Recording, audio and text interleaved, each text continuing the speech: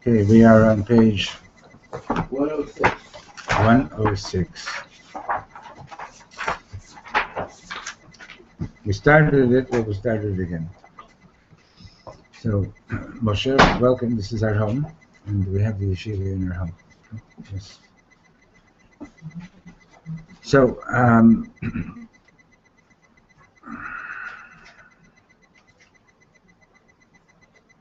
Sod HaTabat, Igulim B'Neshamat.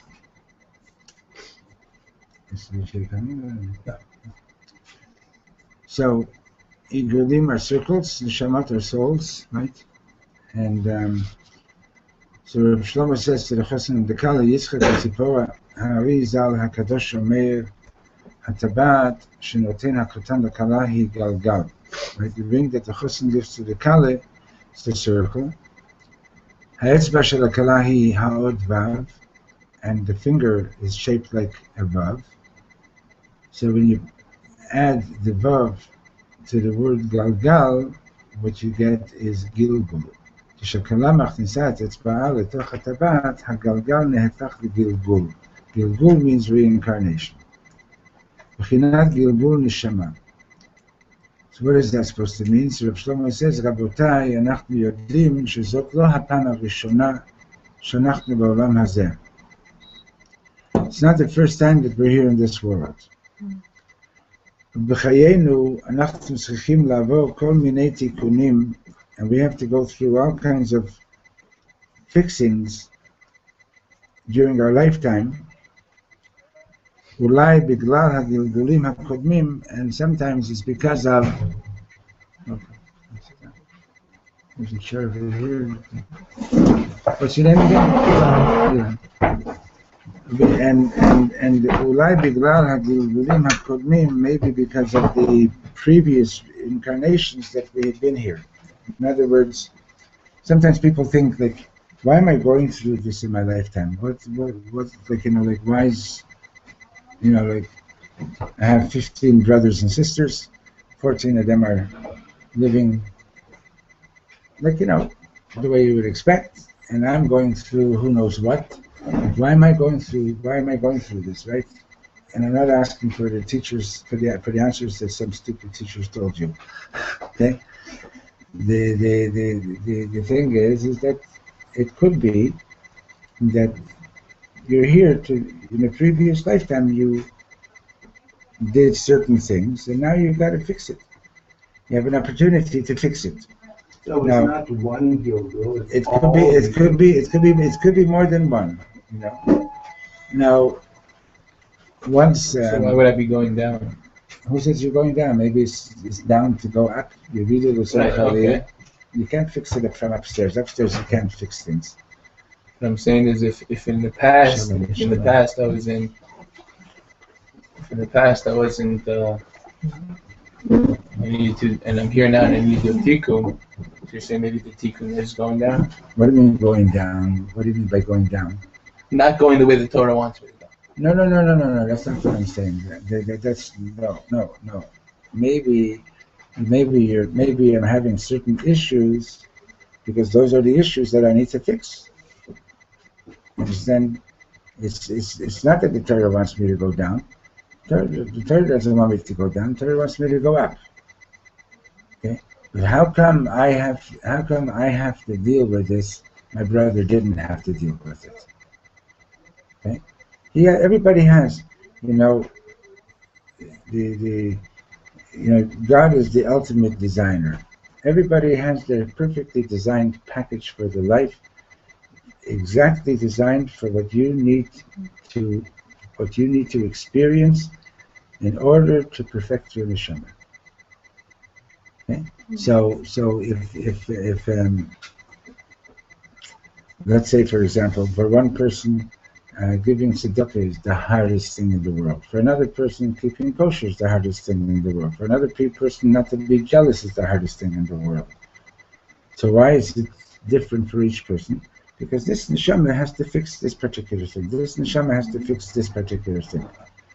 Okay, it's all perfectly designed. Okay.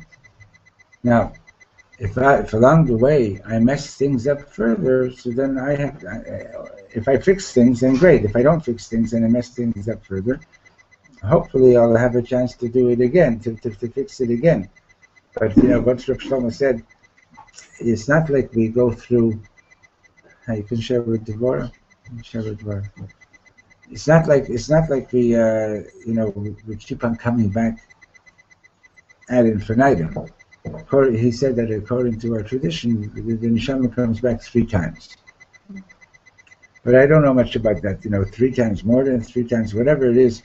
But one should consider that it might be that this is the last time that I'm going to be in this world, and this might be the last time that I can do the fixing. Okay. But that doesn't answer Moshe's question. If I can say it to you. Go ahead. How do you know that you're not in the midst of fixing right now? I hear the question that you ask, and on one time, I see from an outsider the kedusha of your being, and we've learned here that the neshama is a kodesh thing. Right. How do you know that you're not in? How do you know in the previous life you were anti-learning altogether? And here you are.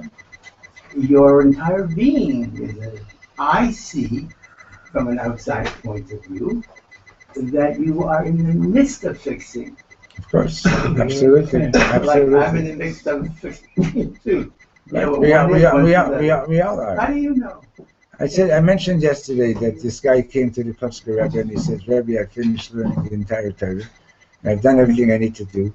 And the Rebbe says, so go home and say goodbye to your family, because if you finished everything that you need to do, then you're going upstairs in a half an hour. That's an excellent answer. Right? So long as we're here because we have something that we need to do. Okay?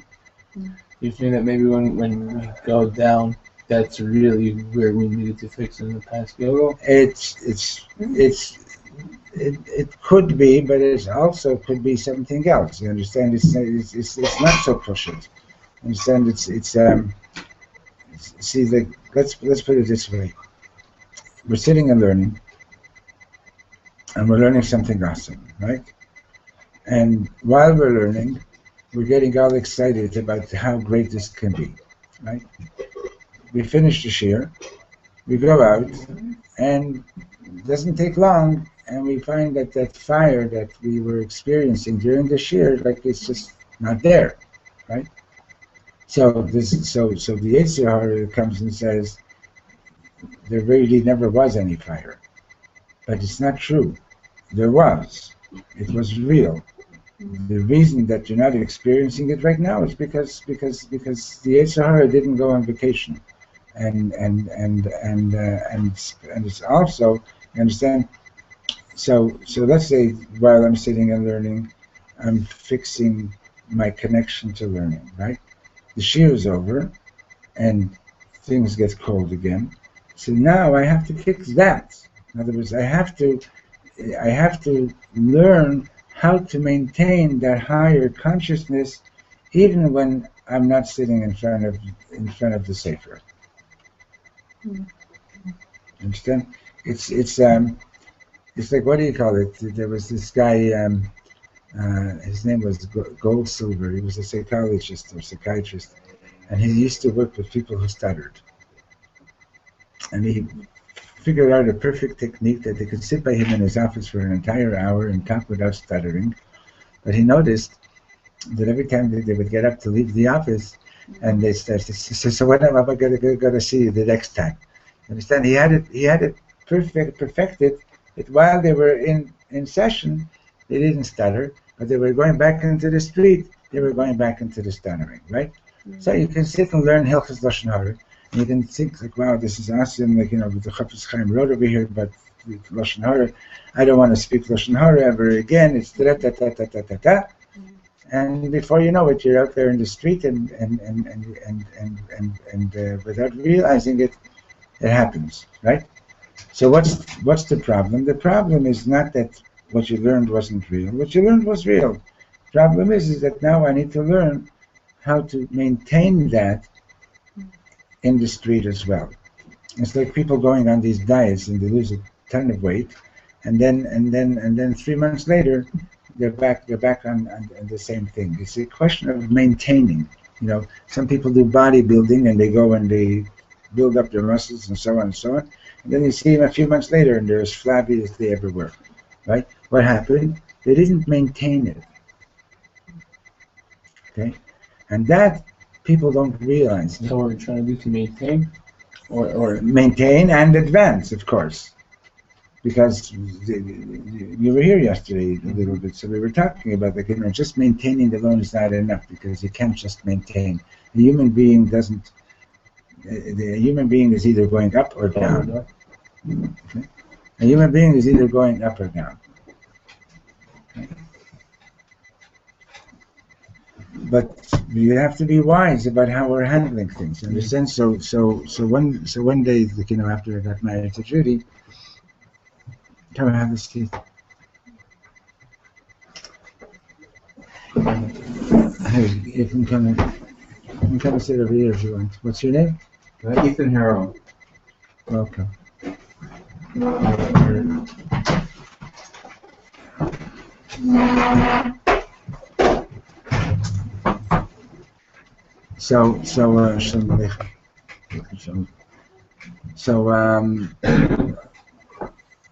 So this guy, somebody brings over this guy from Israel to my house, and he says he reads palms. Can I read you palms? I showed him my palm. Okay, fine.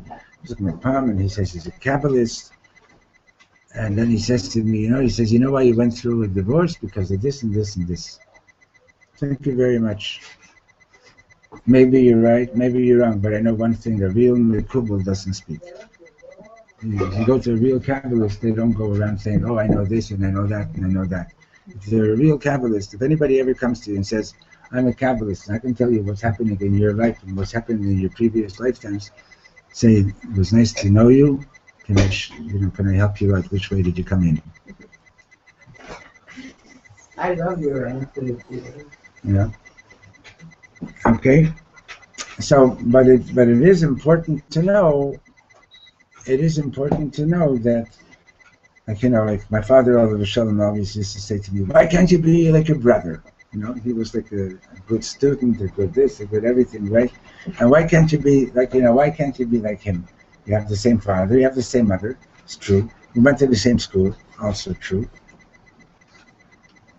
But I wasn't like my brother, and that's also true. So presumably, Kabbalah, I have something else to fix, not the same thing that my brother had to fix. Right? And like we learned a Mishnah last week. Remember, was it 2 weeks ago? That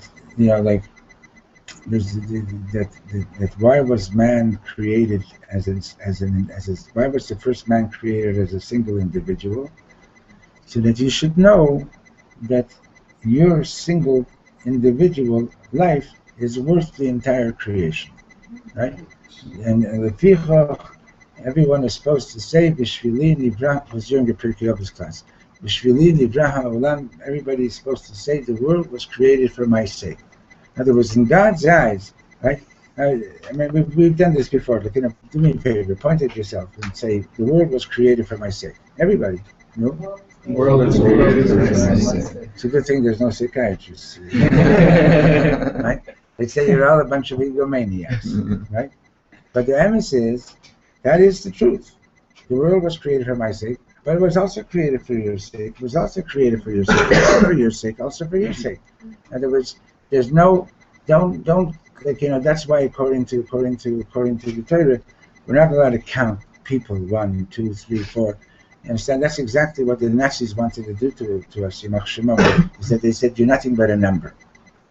That's why they put the numbers on the people's arms. They're saying, you're just a number, you're not a person. Right? And we're saying, no, every individual is special, and not just the world was created for my sake, it means that everything since the beginning of creation until now was worth it for my sake. Now, it doesn't mean that you're going to walk around and think that, wow, I'm the greatest. If you're doing that, then there's something, there's a loose screw somewhere. But it means that you have to know that so long as you're breathing, so long as you're inhaling air, so long as Hashem is breathing into your nostrils and resuscitating you from breath to breath, that means Hashem believes that it's worthwhile keeping you alive, it's worthwhile keeping me alive, I have something important to do. And that's the last pasuk of Tehillim. Kol ha-neshama tahalel ko haleluka. So the Medrash says, Al kol neshima v'neshima, for every breath. The word neshama, the word neshima is the same word. For every breath, praise God. One question. You said that whatever is most difficult for us is what we came here to do. The Karliner Rebbe said that. You know, how do you know what it is that you really need to be fixing in this world? So things that come easily is not likely the reason that you're here. You need to do those things also, but something that you really have to turn your kishkas inside out. The word kishkas, you know? Yeah, I know because it's from Argentina. And he took another chair. You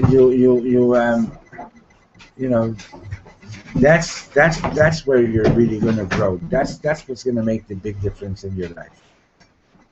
Right. Okay, please. Okay. If something comes easy, we were not here to. It's important. You have to do it, but it's like, what do you call it? It's not.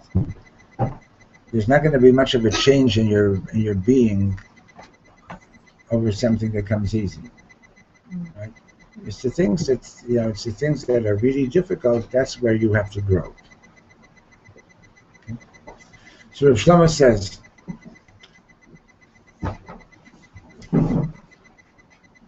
Tzipora, at omeret liYitzchak, you're telling Yitzchak, דע לך, זאת לא הפעם הראשונה שאנחנו מתחתנים יחד. So by you taking the ring, in other words, by you adding the letter Vav to the word Galgal, right? You're sort of basically saying, you know something? This is probably not the first time that we're getting married. I still remember the wedding from the previous lifetime, you cheapskate. Just kidding, right? Whatever it is, right? I remember. In other words, of course, she doesn't remember. So it's not something that you're aware of consciously. Okay. וגם יצחק, אתה אומר לציפורה, אם אצטרך לחזור שוב בגלגול, האם תבואי יחד איתי שוב? And Yitzchak, you're saying to the Kali, if I'm going to have to go through this cycle again, are you going to come with me? Right. What does the word say? What does the word? It's tarech, if I will need. It's tzarech, I will need. It's the future tense of the word, of the roots of the word tzarech. Of the reflexive. So right. In other words, you know, maybe we didn't do such a great job in the previous lifetime, but are you willing to do it? You know, to work with me together again? Okay? את מכניסה את אצבעך לתוך הטבעת ואומרת, יצחק, אל תחשוב לרגע שאתן לך לרדת לעולם הזה לבד.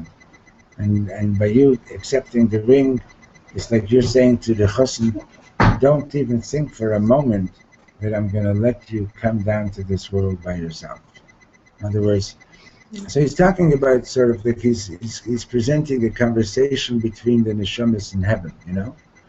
And the neshamas in heaven are sort of saying to each other, we are soulmates, and we're going to come down here, and we're going to do this together. We're going to do the work that we need to do together, right? And we've spoken about this when we were learning at Purim time. Remember, we were talking about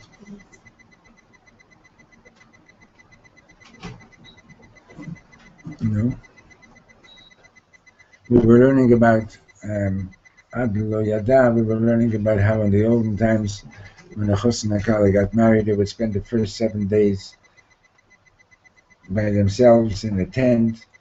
The friends would be bringing them food and so on. And some of you were here for sure. Now imagine you're getting married to somebody, and the first 7 days of your life, you didn't even really get to know each other yet. And now you're sitting in a tent together for 7 days. Can you imagine that? No shopping, no cruises, no nothing. Like, 7 days you're spending together. Can you imagine spending 7 days together with anybody, non-stop? Tell the truth. Oh. Huh? Oh. Probably not. Most of us don't know how to do that. Most of us don't know how to be with somebody for more than a couple of minutes. No? It's not true? Maybe it's probably different for men, for women, but very few people know how to be with another person, how to be present with another person for a lengthy period of time, right? And when you're finally together, right? Like how many windows does this room have? In case I want to escape. Like when you went to school, wasn't it like that? Like, the first thing that you had to learn was where are the exits, right? And that's what I had to learn when I went to school. The first thing was like, how do you get out of here? I didn't think that the first time I... No, I know you were a good boy. The first time you what? The first time you what? He went to school. That wasn't when I thought the first time I came to this. Here, this is different. This is different. This is different. You look for the entrance. Okay. You were looking for the actual from the teacher. and that too. But what do you call it? If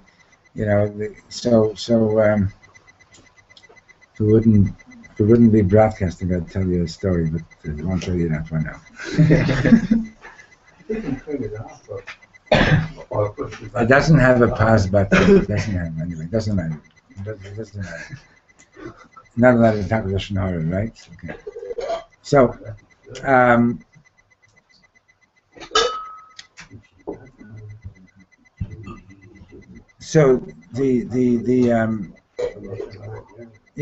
then when you meet somebody who really doesn't know how to be with you, many of us get very uncomfortable, right? Who does know? Who does know? Right? Like, we sort of like, but like,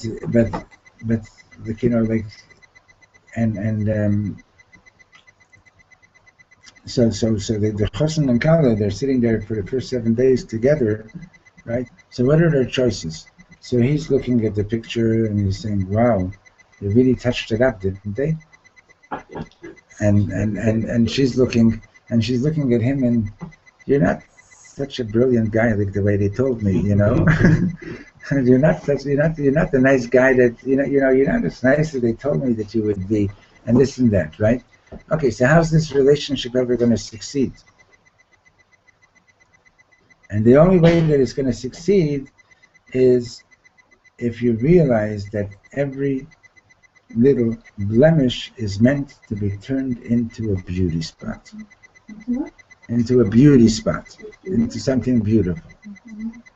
It's wonderful. That's a wonderful Okay. description. And that's the avoider. When you see somebody doing something wrong, why did Hashem orchestrate that you should see that? You could have walked down a different street. Why did you have to see that? Right? For two reasons. One is you have the same problem, maybe in a more subtle way. And number two is Hashem is saying, I want you to help this person. Okay? I have a friend in Monsey, a Hasidic guy. He's now close to 3,000 days off crack cocaine. He's now a counselor. So the last time I was in New York giving a talk in Williamsburg, so we were standing in the street, and there was some Rebbe that was walking by, some Hasidic Rebbe, and he knew him.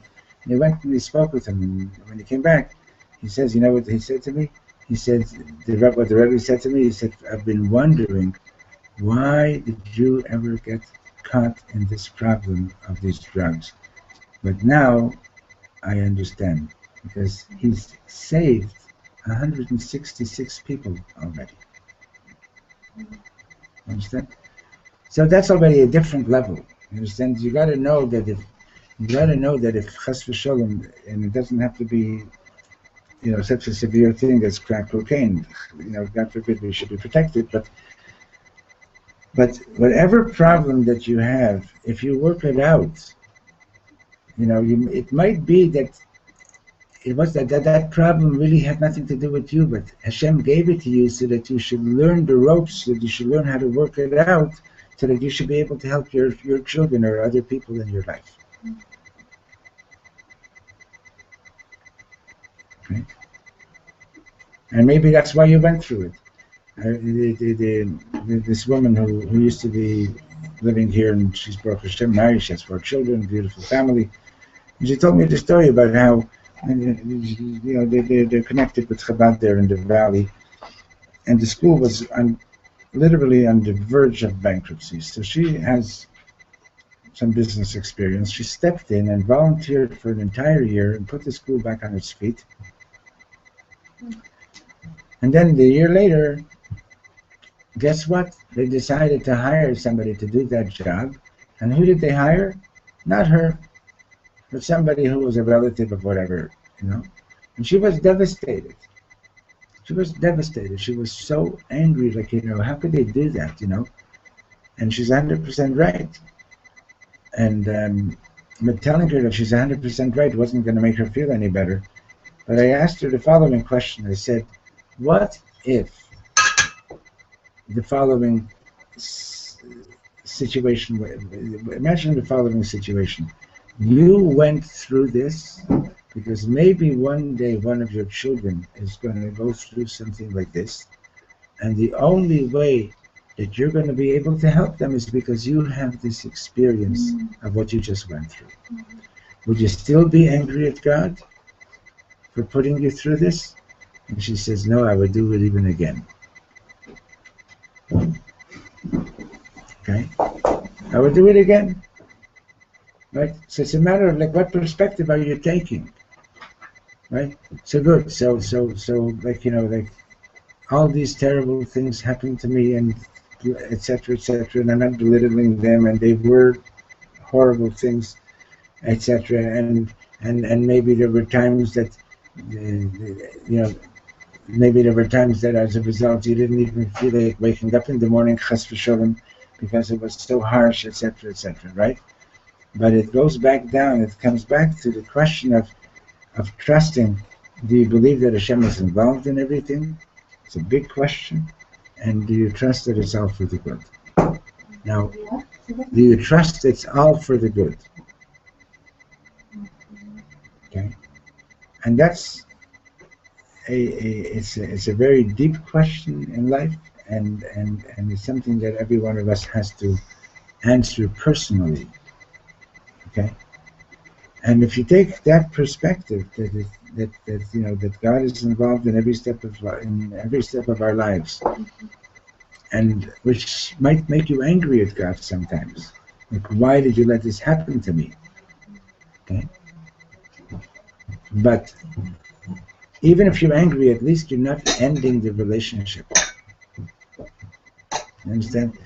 Recently there was a conference in Tel Aviv about the Holocaust, children of survivors, and the man giving the presentation, I was told, was a religious Jew, a professor at Yeshiva University, and somebody got up and he says, how could you still be relating with God after the Holocaust? So he says, there are times I'm angry at God, but He's still God, and I'm still keeping up the relationship. The issue is not whether you're angry or not. The issue is, are you turning your back on the relationship or not? Okay. And like from all the parables I've heard in my life, sometimes you hear a certain parable and it sticks with you, and it's a good one. I've mentioned it in the past, but it's worth keeping it and using it. But this king who has a treasure chest, and every day at 4 o'clock he takes out his precious gems, and he just enjoys looking at them, and then he puts them back. And one day he put them back, and he wasn't careful, and the crown diamond, like the biggest diamond that anybody had, he didn't put it back carefully, and he scratched against another diamond. And lo and behold, there goes all his value. And he called in all the jewelers and the people who work with precious gems, and everyone said, I can't fix it. This one said, I'll cut it in half. This one said this. Anyway, one guy came in and he said, I'll do something with it. And he took it and he brought it back the next day, and there was a beautiful rose engraved on the diamond. And the difference is that this guy saw, the other people saw a defect. He saw the beginning of a beautiful rose. You understand? And that's the point. You understand? So you get into a relationship, you find your soulmate, and then you see, that once there was a chassid by the Alter Rebbe, Reb Shlomo Munkes. You probably heard about him. So one day, on Shabbos, the chassidim they finished davening, and the Alter Rebbe was still davening, and so the chassidim started bringing, and so they ran out of food, and somebody says, Shmuel, go find some more food. So he goes in the kitchen and he finds a kugel. So he brings out the kugel, and anyway, an hour later, the Alter Rebbe finished davening, and the Rebbetzin, his wife, is preparing kiddush for him. And lo and behold, where's the kugel? So she finds out pretty fast that Shmuel Munkes took it, and they ate it up. So she's really mad, and she comes into the Alter Rebbe and she says to the Alter Rebbe, I've had it with that guy, like, I made this special kugel for you, and he took it, and they ate it up. So the Alter Rebbe says, listen, if you have a complaint against somebody, according to the Torah, you have to have the person that you're complaining about, he has to be present so you can see what he has to say. So they bring in Shmuel, and he says to the Rebbe, okay, now let's hear what you want to say. And she says, I went and I bought the best potatoes, and I had the best kugel, and making this kugel. And I wanted to make it so beautiful for you because, I love you so much, and this and that and that. And this guy took it, and they ate it up. And the Alter Rebbe says to Shmuel, so what have you guys got to say? He says, I have no complaints, it was delicious.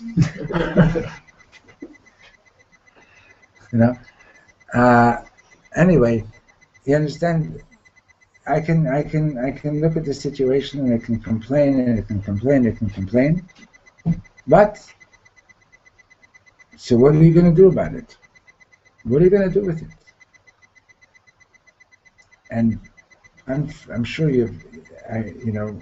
most of us have probably met people who spend the rest of their lives just complaining. Like, saying, I got a bad deal, it's not fair, it's not this, it's not that. It's like, But when you, but if you learn the secret of taking it and making it into something beautiful, then you realize that you would never have been able to do that had you not been given that challenge. You wouldn't have been able to do it. It's because of the challenge that you're able to do it.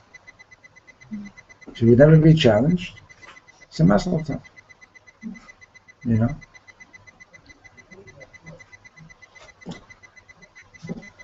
Okay, so he says Ben Zug in the middle of the page. Ben Zug ze mashuhu amok biyoter.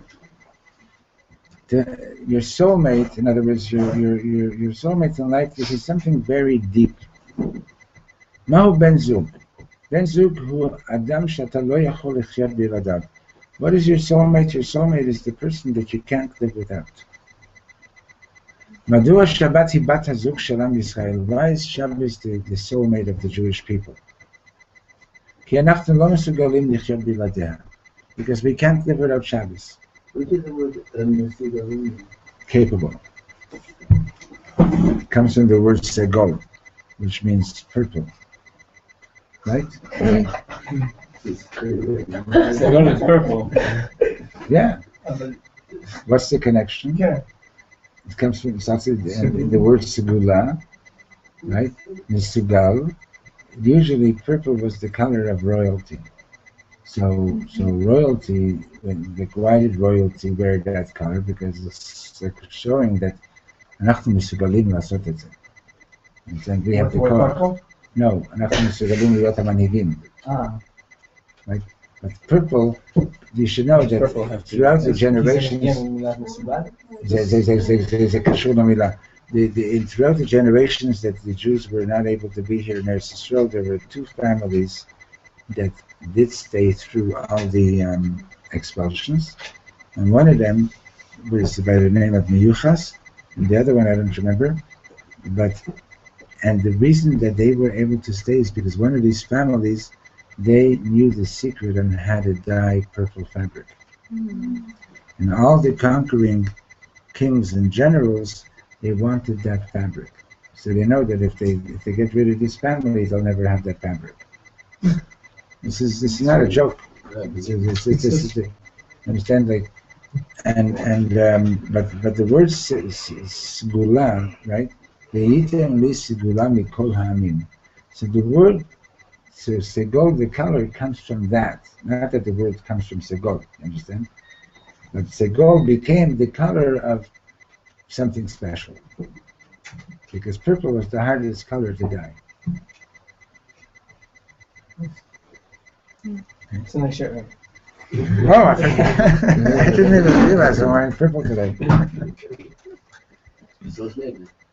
Yeah, that's right. Okay, so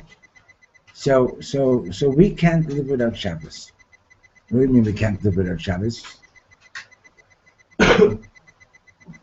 You might pass one Shabbos or two Shabbos or whatever without Shabbos, chas v'sholem, but the truth is that the Jewish people, more than we, there's a famous line, more than we keep Shabbos, Shabbos keeps us. Right? יותר ממה שאנחנו שומרים את השבת, השבת שומרת אותנו. Shabbos is what defines us. Okay? I once heard Reb Shlomo say, you know what the blue laws are, Ephraim Mordechai? Yeah. It became that in the New England states, they were very, very devout Christians, and they had these laws that to observe the Sabbath strictly. And the Sabbath for them was on Sunday, right? And like people weren't allowed to make fires in their homes and so on, even in winter. And they used to have people going around, inspectors and everything. And these laws became known as the blue laws. Blue, because they hated it. The people hated it. It's Shabbos is a gift to the Jewish people, and it's a very particular gift. It's like our soulmate, and and no complaints against anybody else, but other peoples who've tried to keep Shabbos are not able to, because it was never given to them. It was never given to them as a gift of Shabbos. Okay? And there's nothing wrong with that they're not keeping Shabbos. They don't have any such mitzvah. But but what you need to understand is not just that, okay, like, you know, we're being nice God and we're going to keep Shabbos. The Shabbos is keeping us. Okay? It's like Shabbos is our soulmate. Shabbos is keeping us. So, Eretz Yisrael v'Yerushalayim gam hein b'not hazug shelanu. Israel and Yerushalayim are also our soulmates. אנחנו לא מסוגלים לחיות בלעדיהם. We can't live without them. What does that mean? Even when we were in exile for 2,000 years, it was always on our mind. Because we know that this is our home. Huh? Yeah, we right? So he says, Yitzchak, כשאתה נותן את הטבעת על אצבעה של ציפורה, תכוון לכל מה שאומר האריז על הקדוש. When you're giving Tzipora the ring, keep in mind what the Arizal says. תכוון כך שהגלגל יהפוך לגלגול לפי כל הפירושים, שכל הפירושים לכך יתקיימו. Keep in mind that you know that all these things that we've said about the reincarnation of the souls and why we're back here, and that we're here to continue our journey and make it better. I'm blessing you that in this lifetime, in this lifetime, that you should be able to fix everything, that you shouldn't have to come back. Things will be more expensive next time. Right? And you know, now a lot of times, like, you know, like think about it in a more in a smaller way, okay? That like, you know, sometimes we say something not so nice to somebody, or we miss an opportunity to do something really special. And what do? We say, "Oh, I'll have another chance." But how do you know you're going to have another chance? You know, and you ever see this poster? Today is the first day of the rest of my life. But then there's another one in the Talmud that says, "And how would you be living today if you knew that today is the last day of your life? What would you be doing now? Right? Would you be wasting your time? Would you be going, you know, you'd be doing things that you consider to be really, really important, right? Now that's a consciousness that is very, very difficult to live with. You can't, most people are not able to live that way, as if this might be the last day of my life. But on the other hand, you know, you're on the Rakevet Kala, you're on the bus, you're in the street. You don't know when you're going to have another opportunity to say something nice to this person. So do it now. Right? Do it now. Be present now. Right? Timothy Leary didn't make this up on his own. You know, be here now. Now be here. Okay? This is something that you know, this is something that the Torah is teaching. Be present now. We're learning this mimer in the morning about, we're just sort of like still not even halfway through. So you still can join whoever wants to come at 7:30 in the morning. But you should know that like, it's all about, the Alter Rebbe is describing over there, like that we can actually experience learning Torah in the same way that we experienced it when we were standing at Har Sinai, at Mount Sinai.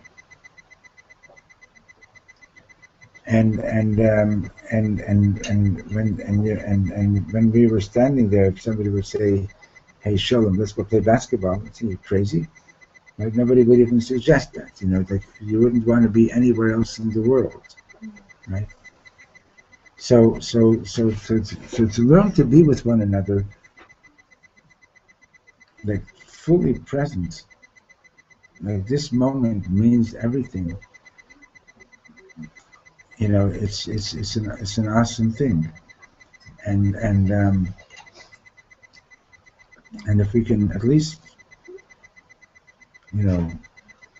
think that way a little bit, we would be doing so much better.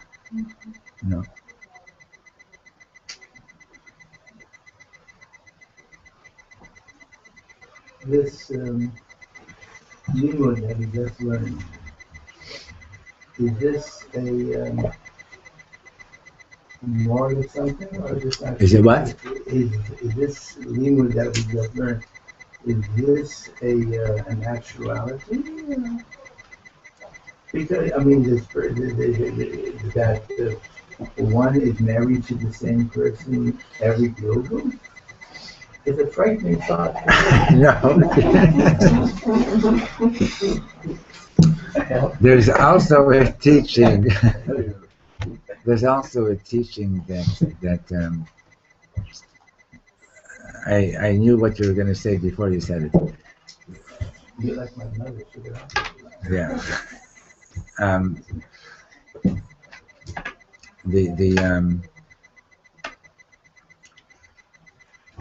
One of the things that comforted me was when I found out that there is such a thing as a soulmate for a certain amount of time. Understand? It's not necessary.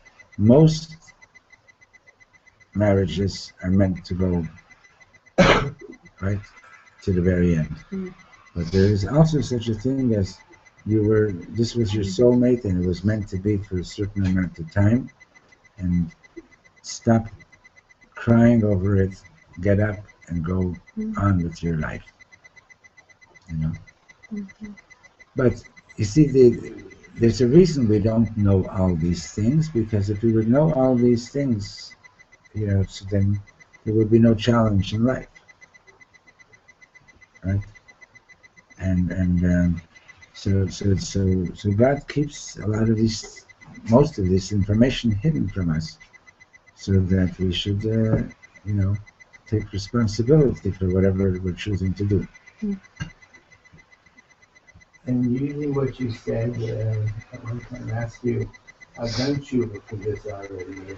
How come all this is coming now? You said, I remember that you said that one is at a different stage where one has to do. You're at a different stage, and so would you say, as what you said, that it's possible. It's possible. We're all at a different stage. It's possible, yeah. Try Mordecai, can you have a look in the kitchen and just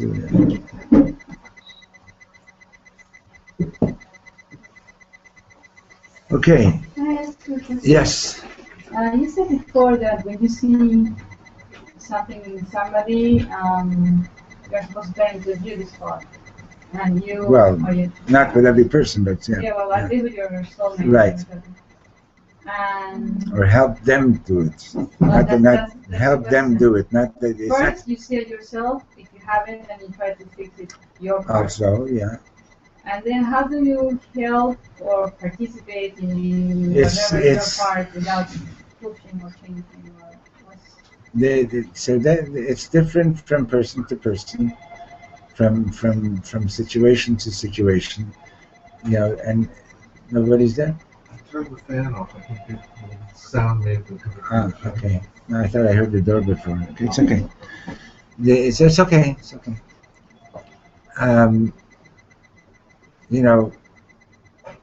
It's one has to be wise about how you're going to help the person. So you can't just say do it like this or do it like that or do it like that. It's so with some people, like, it's like, like you're walking on eggshells, and you got to be careful what you say, because they get offended very easily. They think that they get insulted very easily. So you got to be careful how to do it. With some people, the only way that you can help them is just by giving them encouragement, or whatever it is. But it's the other person who has to do the fixing. It's not that you fix it for them, I mean, if you don't let a child fall when they're learning how to walk, they're never going to learn how to walk. So when you see something that bothers you, then what is the relationship with the other person? What you're supposed to do? Well, it depends on your relationship with that person. It No, may, I'm not talking like your partner, like with your partner. I'm saying the soulmate, so what are you supposed to do?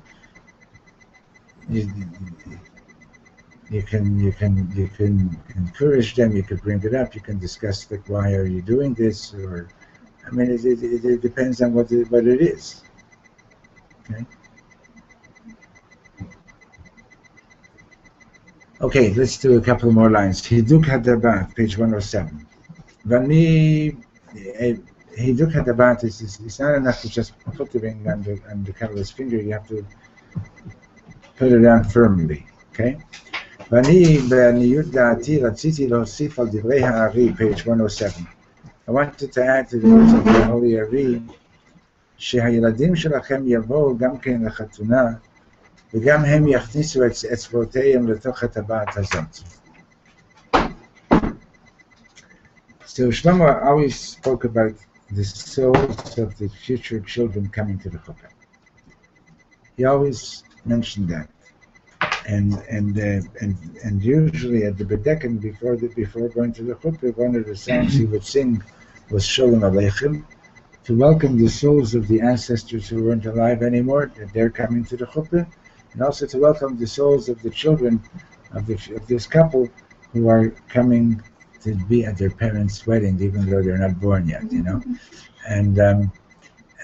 So Shlomo says this. He says, I want to add to what the Rizal is saying, and he says, I want your children to come, and that they also should put their fingers into the ring, and that they also should put their fingers into the ring. You understand? That they should be part of all of this. יהי רצון שתקדישו בזמן נתינת הטבעת את אצבעותיהם החמודות של ילדיכם מושטות. I blessed you that you should feel that as you're giving the ring to the bride, that you should feel that your children's fingers are there too. ציפורה, אם הילדים שלך כבר שמו את אצבעותיהם בתוך הטבעת, so he says, if your children have already put their fingers into the ring, אל תתני להם ללכת, don't let them leave. טבעת זה חזק. A ring is a very strong form. In other words, the symbolism of the ring is a very, very powerful symbol as well. And here at Son Shetiyum Ma'ot K'churim Li'Ladechem, I'm blessing you that you should be very close to your children. Begilgul Hazeh, Begilgulim Acherim, whether it's in this incarnation or other incarnations, should always be close to your children.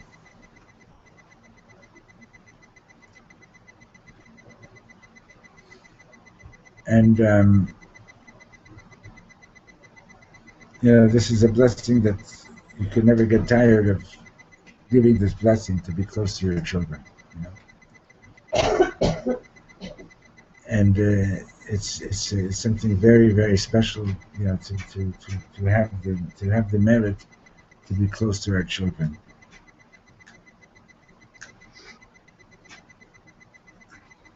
If I can add, for our children to be close to their parents. And for our children to be close to their parents also. Yeah. But we only have control of ourselves. Right. But a bracha, basically, what is a bracha? A bracha is to open up the channels, you know. To open the heart, to open the channels. Okay? Where does this concept come from? Where does it, of the children's finger being in the ring? He added it himself. Shlomo says he's adding this idea. He was just giving them. He's what he's basically doing is he's trying to get the Chosin and the Kala to realize that this marriage that's taking place right now, try to be conscious of it with a longer view. And then it's not just a party that you're having right now. This is the beginning of your new home, which will also, God will, Bezrat Hashem, be filled with children and so on. So keep them in mind now, you know. And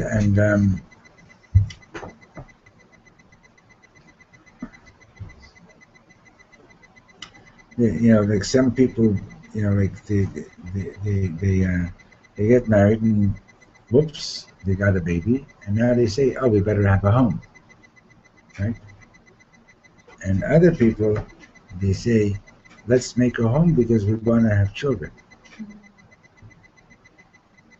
You understand? So, in other words, so one is reacting to things that happen, and another one is planning, right? So he wants them to realize that you're beginning something, and keep in mind that B'ezrat Hashem, you're going to have children, and live your life today in such a way that you'll be very proud to have your children there and close to you.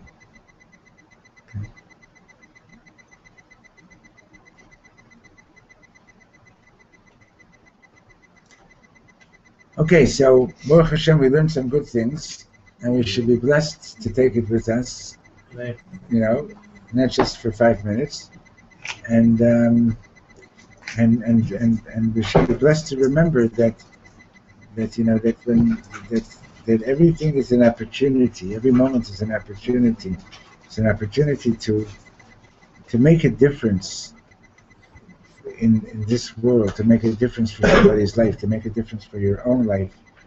And like Reb Shlomo used to say, please bless me and I bless you back. We should bless each other. Mamish, that to realize that every one of us is very, very important in God's eyes. Every person is very important in Hashem's eyes, and if you could make somebody feel. As a matter of fact, one of my sons, my second son, is a principal of a school in Richmond, in Vancouver. So I just saw the link that he sent the other day.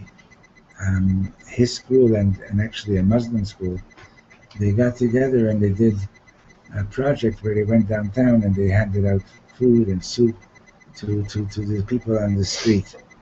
And there was one particular individual that was like when he was there, like one of these street people, he was very touched by what he saw and he spoke about it. CBC News was there.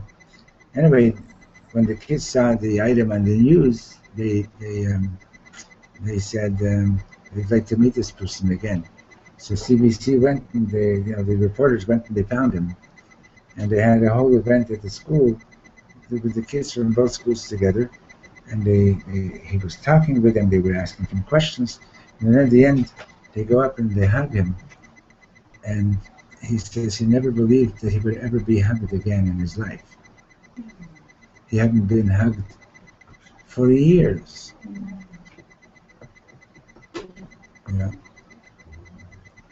So, I'm not saying that you have to go around now and stand on the grippus and hug every person that passes by, but say good morning, say good afternoon, say hello. Show them that you recognize them, that you recognize their presence, and that their presence makes a difference, and it's important. Their being is important.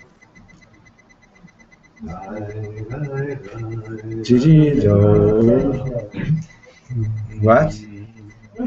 No, he's right.